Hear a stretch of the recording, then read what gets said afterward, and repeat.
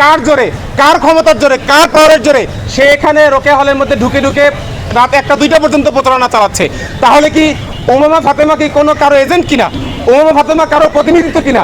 অথবা প্রশাসন কি এটা ধরেই নিয়েছে কিনা যে তারা উমামা ফাতেমাকে বিপি হিসাবে নির্বাচিত করে আনবেন? কোন দলের হাতে বিশ্ববিদ্যালয়ের ক্ষমতা তারা তুলে দেবে তারই একটা পায়তারা হিসেবে, তার একটা পরিকল্পনা হিসেবে এই ডাকসু আয়োজন তারা করছে। সেই প্রতিষ্ঠানের যারা প্রশাসক থাকেন, প্রশাসন যখন নিরপেক্ষ না থাকে তখন আসলে আমাদের মতো সাধারণ শিক্ষার্থীদের ভয়েস খুবই ছোট হয়ে যায়। সেই জায়গা থেকে আমরা মনে করি আপনারা যারা সাংবাদিক কর্মী আছেন, আপনারাই হলেন আমাদের ভয়েস।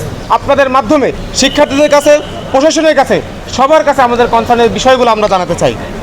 আমরা যদি প্রথম দেখি, আপনারা জানেন মনোনয়ন ফরম জমা দেওয়ার পরে নির্বাচন কমিশন থেকে বলা হয়েছিল যে 26 তারিখের আগ পর্যন্ত কোনো প্রকারের প্রচারণা চলবে না, কোনো প্রকার ব্যানার, ফেস্টুন কিংবা অন্য এই ধরনের কোনো প্রচারণা কার্যক্রম চালানো যাবে না। কিন্তু আমরা এই কয়েকদিনের মধ্যে কি দেখেছি, একাধিক প্যানেলের যারা প্রতিনিধিত্ব করছে, যারা নির্বাচন করছে, তারা অনেকেই দেখছি কিন্তু এই কয়েকদিন প্রচারণা চালাচ্ছে এবং সেই প্রচারণাগুলো বিভিন্ন গ্রুপে গ্রুপে দিয়ে দিয়ে প্রচার করে করে বিশ্ববিদ্যালয় চালাচ্ছে।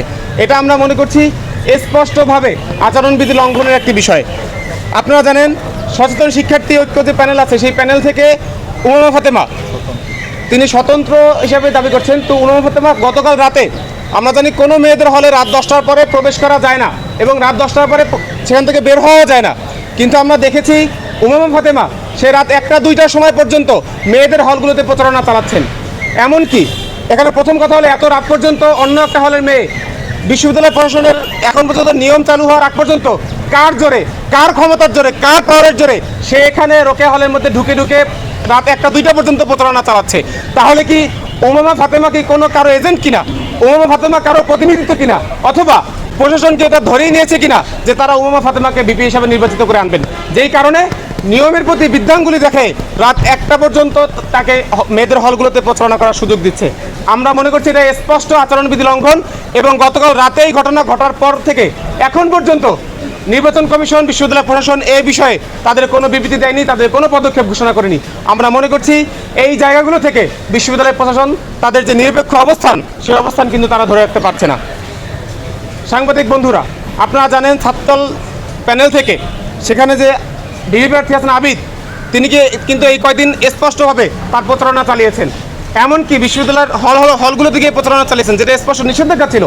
এবং আরও বড় কথা হলো যে পাঠকক্ষগুলো আছে হলের, সেখানে নির্বাচনের কোনো প্রচারণা কিংবা কোনো সেখানে কথা বলা স্পষ্টভাবে নিষিদ্ধ।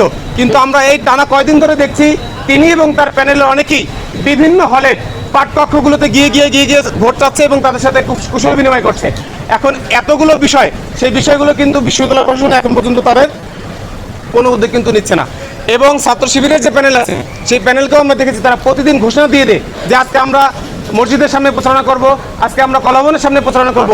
তো এরকম প্রচারণা করার যদি নিয়ম থাকেই, তাহলে নির্বাচন কমিশন কেন আমাদেরকে, অন্যদেরকে কেন প্রচারণা করতে নিষিদ্ধ করলো? তো এই স্পষ্টভাবে এই এতগুলো কেস আমরা যে বললাম, এতগুলো আচরণবিধি লঙ্ঘন করা সত্ত্বেও বিশ্ববিদ্যালয় প্রশাসন কিন্তু এখন পর্যন্ত কোনো পদক্ষেপ নেয়নি। আমরা সেটা তীব্র নিন্দা জানিয়ে রাখলাম এবং আমরা এটাও জানিয়ে রাখলাম ছাত্রদলের প্যানেল থেকে যিনি জিএস প্রার্থী ছিলেন, তিনি কিন্তু ফর্ম তোলার দিন মিছিল নিয়ে গেছেন, স্লোগান দিয়েছেন, হাততালি দিয়েছেন, যেটা স্পষ্ট আচরণবিধি লঙ্ঘন। এবং এটা আমরা কিন্তু প্রশাসনকে জানিয়েছি, জানানো সত্ত্বেও তারা এখন পর্যন্ত কিন্তু কোনো পদক্ষেপ, ছাত্রদলের যে যিনি জিএস প্রার্থী আছেন হামিম, তার বিরুদ্ধে কিন্তু তার ব্যাপারে কিন্তু কোনো রকমের পদক্ষেপ এখন পর্যন্ত নেয়নি। আমরা এখনও দেখার অপেক্ষা আছি যে বিশ্ববিদ্যালয় প্রশাসন কি নিরপেক্ষ অবস্থাটা ধরে রাখে, নাকি আগামী দিনে কে ক্ষমতায় আসবে, কে ক্ষমতায় না আসবে, কিংবা আগামী দিনে বিশ্ববিদ্যালয় তারা কোন দলের কাছে, সাদা দল নাকি নীল দল, কোন দলের হাতে বিশ্ববিদ্যালয় ক্ষমতা তারা তুলে দেবে তারই একটা পায়তারা হিসেবে, তার একটা পরিকল্পনা হিসেবে এই ডাকসু আয়োজন তারা করছে। সেই কনসার্ন আমরা এখানে জানিয়ে রাখলাম।